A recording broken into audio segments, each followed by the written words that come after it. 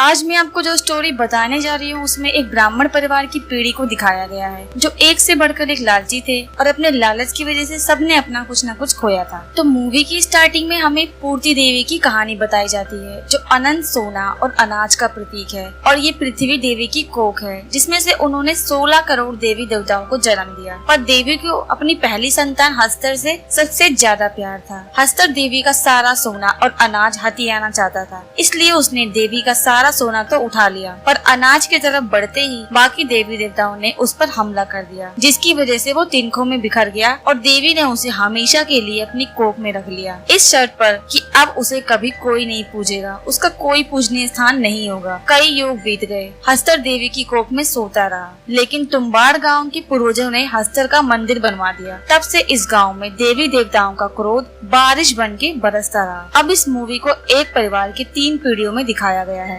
पहली पीढ़ी में एक औरत को दिखाया गया है। ये औरत अपने 2 बेटों के साथ रहती थी और सरकार नाम के आदमी के यहाँ काम करती थी। ये सरकार के यहाँ सिर्फ सोने के सिक्के के लालच में काम करती थी। इसका मकसद सिर्फ उन सिक्कों को पाना था। अब कुछ दिनों बाद सरकार की मौत हो जाती है। ये औरत अपने दोनों बेटों को बताती है कि सरकार ही उनका पिता था और जो बूढ़ी औरत इनके घर में रह रही थी वो सरकार की माँ थी। इस पर उसका बड़ा बेटा विनायक कहता है कि अब तो वो महल और वो बाड़ा हमारा हुआ, तो हमें उसके अंदर वो दबा हुआ खजाना ढूंढना चाहिए। वो औरत कहती है कि नहीं, उसके अंदर कोई खजाना नहीं है और अब हमें ये गांव छोड़कर यहाँ से चले जाना चाहिए। अब ये लोग उस खजाने के बारे में सरकार की माँ यानी कि इन बच्चों की दादी से पूछने की सोचते हैं, जिससे ये लोग कई सालों से खाना देते आ रहे हैं और वो एक अजीब से शरीर के साथ कई सालों से वहीं पड़ी थी। उसी दिन विनायक का छोटा भाई सदाशिव ऊंची पेड़ की डाली से गिर जाता है, जिससे वो बहुत ज्यादा जख्मी हो जाता है। उसकी माँ उसे वैद्य के पास ले जाती है और विनायक को दादी को खाना देने के लिए कहती है और बताती है कि अगर उसकी दादी कुछ अजीब सा बर्ताव करे तो कहना सो जा दादी, वरना हस्तर आ जाएगा।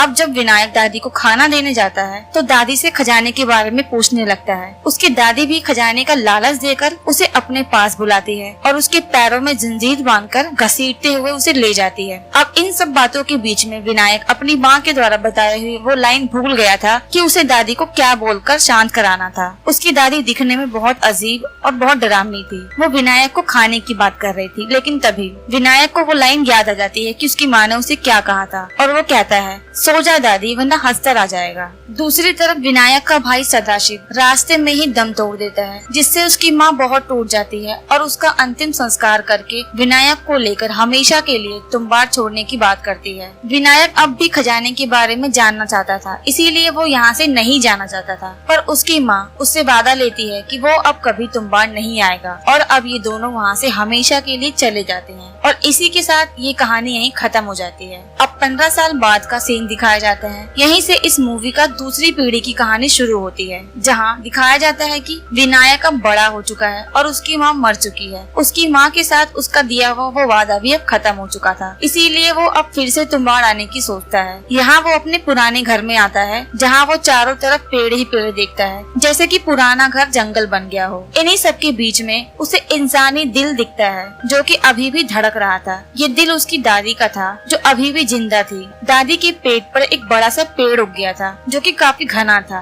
विनायक दादी से खजाने के बारे में पूछता है पर दादी उसे मना कर देती है। फिर विनायक के बार बार पूछने पर वो कहती है कि हस्तर के श्राप की वजह से वो अमर है। अगर विनायक उसे जलाकर मुक्ति दिला देगा तो वो उसे खजाने के बारे में बता देगी और ऐसा ही होता है। विनायक अपनी दादी का अंतिम संस्कार करता है और उसके बाद वो उस महल के बाड़े में जाता है। अब तक विनायक को उस खजाने के बारे में पता चल ही गया था, इसलिए वो वापस पुणे आ जाता है जहाँ वो अपनी पत्नी के साथ रहता था। अब वो अपने पास के एक मुनीम के पास जाता है, वहाँ उसे सोने का एक सिक्का देकर अपना पिछला कर्जा चुकाता है। वो मुनीम से ऐसे 3 सिक्के बेचने की बातें करता है, जिससे मुनीम को विनायक पर शक होने लगता है। तो विनायक बताता है कि ये हमारा पुश्तैनी खजाना है। उसके बाद दिखाया जाता है कि वो बार बार तुम्बाड़ जाता है और हमेशा वहाँ से सोने के सिक्के लेकर आता है। ये सिलसिला ऐसे ही चलता रहता है और वो दिन प्रतिदिन अमीर होता जाता है। अब तो वो अपने मुनीम को ही उधार देने लग गया था। दूसरी तरफ मुनीम को कुछ जमीन खरीदने के लिए पैसों की जरूरत थी, इसलिए वो विनायक को अपना पार्टनर बनाने का प्रस्ताव देता है, पर विनायक उसे मना कर देता है। विनायक के मना करने के बाद मुनीम अब सोचता है कि वो भी अब तुम्बाड़ जाएगा और वहाँ से खजाना लेके आएगा। विनायक को यहीं पुणे में रोकने के लिए वो एक साजिश करता है और खुद तुम्बाड़ चला जाता है। पर विनायक को सब सच पता चल जाता है और वो तुरंत तुम्बाड़ के लिए निकल जाता है। वहाँ पहुंचकर वो मुनीम को महल के बारे में छानबीन करते हुए देख लेता है। वो जानबूझकर मुनीम को अनदेखा करते हुए एक कुएं में जाता है और कुछ देर बाद सोने के सिक्के लेकर बाहर निकलता है।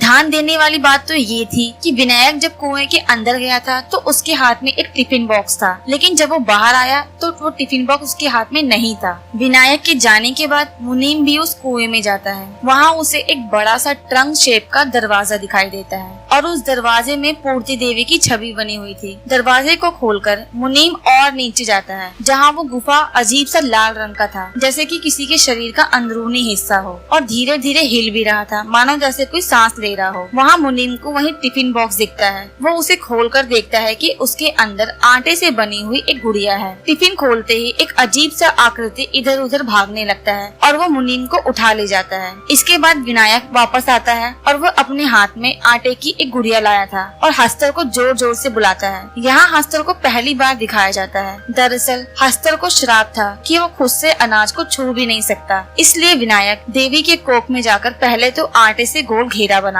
ताकि हस्तर उसके अंदर न आ सके। उसके बाद वो हस्तर को बुलाकर उसे आटे से बनी गुड़िया खाने को देता। हस्तर खुद से तो अनाज नहीं खा सकता था, पर अगर कोई और उसे दे दे तो वो खा लेता था। जब तक हस्तर वो आटे की गुड़िया खाता था, इतनी देर में विनायक हस्तर के कमर पर बंधा पोटली खोलकर उसमें से सोने के सिक्के निकाल लेता था। अगर सोने के सिक्के निकालने में देर हुई और उससे पहले हस्तर की वो आटे की गुड़िया खाकर खत्म हो गई तो विनायक को वो छू लेगा, जिससे विनायक अमर हो जाएगा। लेकिन वो एक अजीब सा दिखने वाला क्रिएचर जैसा बन जाएगा, जैसे उसकी दादी हो गई है। सालों पहले उसकी दादी भी यहाँ ऐसे ही आया करती थी, पर हस्तर ने एक दिन उन्हें छू लिया, जिसकी वजह से वो अब ऐसी हो गई थी। अब फिलहाल हस्तर ने मुनीम को छू लिया था और उसकी हालत बहुत बुरी हो गई थी, इसलिए कोख से निकलने से पहले विनायक मुनीम को आग लगा देता है और उसे मुक्ति देकर बाहर निकल आता है। और इसी के साथ ये कहानी यहीं खत्म होती है, जहाँ हमें विनायक के सोना चुराने की ट्रिक का पता चलता है। अब 14 साल बाद का सीन दिखाया जाता है। यहीं से इस मूवी की तीसरी पीढ़ी की कहानी शुरू होती है। अब विनायक पुणे के सबसे रईसों में से एक था। उसके 3 बच्चे थे, 2 बेटी और 1 बेटा। विनायक का बेटा एक पैर से थोड़ा अपाहिज जैसा था। विनायक अब बूढ़ा हो गया था, जिसकी वजह से उसे कुएं से सिक्के निकालने में बहुत दिक्कत होती थी। इसलिए वो अपने बेटे को घर में ही रस्सी चढ़ने की ट्रेनिंग देता था। लेकिन एक पैर से अपाहिज होने की वजह से वो इतना फुर्तीला नहीं था। फिर भी एक दिन विनायक अपने बेटे को तुम्बाड़ ले जाता है ताकि रियल सिचुएशन के जरिए वो उसे हर चीज को सिखा सके।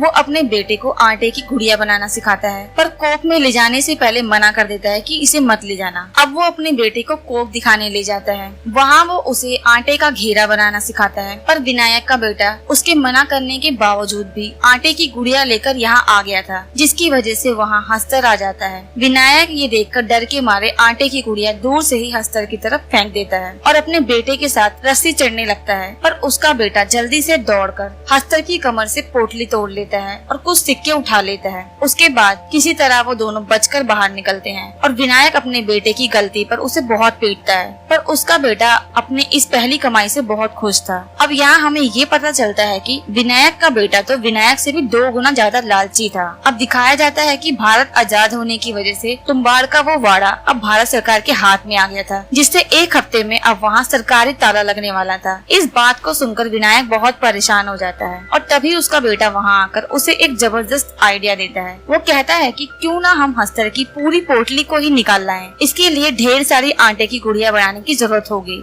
जैसे ही हस्तर एक गुड़िया खाकर खत्म करेगा, हम उस पर दूसरी गुड़िया फेंक देंगे ताकि वो उन्हें खाने में बिजी रहे। इसी तरह हम एक के बाद एक गुड़िया फेंकते रहेंगे, जिससे हमें पोटली निकालने के लिए ज्यादा टाइम मिल जाएगा। विनायक को ये आइडिया बहुत पसंद आता है। अब दोनों तुम्बाड़ के लिए निकल जाते हैं, लेकिन यही इस मूवी में ट्विस्ट आता है। जैसे ही ये लोग सारी आटे की गुड़िया बाहर निकालते हैं, वो वहाँ एक नहीं बल्कि कई सारे हस्तर देखते हैं, यानी कि जितनी आटे की गुड़िया उतने ही हस्तर। दोनों बाप बेटे ये देखकर बहुत डर जाते हैं। अब जाहिर सी बात थी कि इतने सारे हस्तर को वो आटे की गुड़िया खाने में ज्यादा टाइम नहीं लगता। वो जल्दी जल्दी उसे खाकर इन दोनों को पकड़ लेते। इसीलिए विनायक ने अपने बेटे को बचाने के लिए सैक्रिफाइस किया। उसने वो सारे आटे की गुड़िया को अपने शरीर पर बांध लिया और रस्सी से ऊपर की तरफ चला जाता है। उसके पीछे सारे हस्तर भागते हैं। विनायक ने कोख में घुसने से पहले उस ट्रंक जैसे बड़े से दरवाजे पर एक आटे का घेरा बना रखा था। जब विनायक आटे की गुड़िया बांधकर रस्सी से बाहर जा रहा था तो उसे हस्तरों ने छू तो लिया था, पर पर गेट को छूते ही सारे हस्तर तिनकों में बिखर गए। इन सब के बीच विनायक के बेटे को भागने का मौका मिल गया और वो वहाँ से निकल गया। बाहर निकलकर वो अपने पापा यानी कि विनायक को देखता है, जो अब हस्तर के शराब की वजह से बहुत बुरी हालत में था, लेकिन वो इस हालत में भी सोने की वो पोटली निकालने में कामयाब हो गया था, जिसे वो अब अपने बेटे को लेने को कहता है। लेकिन विनायक का बेटा अब समझ गया था कि आज लालच की वजह से ही उसके पापा की इतनी बुरी हालत है और उसने अब अपने पापा को खो दिया है। वो इस पोटली को लेने से इनकार कर देता है और अपने पापा का अंतिम संस्कार करके मुक्ति दे देता है और यही इस मूवी का एंड हो जाता है। अब जहाँ हमने ये देखा कि विनायक की माँ सिर्फ एक सोने के सिक्के के लिए लालच में काम करती थी, पर विनायक अपनी माँ से भी ज्यादा लालची था। उसने अनेकों सिक्कों के लिए उस कुएं में जाना शुरू किया, लेकिन उसका बेटा उससे भी ज्यादा लालची था, जिसने पूरी पोटली ही उठाने की बात सोच ली। इसीलिए कहा जाता है लालच बुरी बला है। Thanks for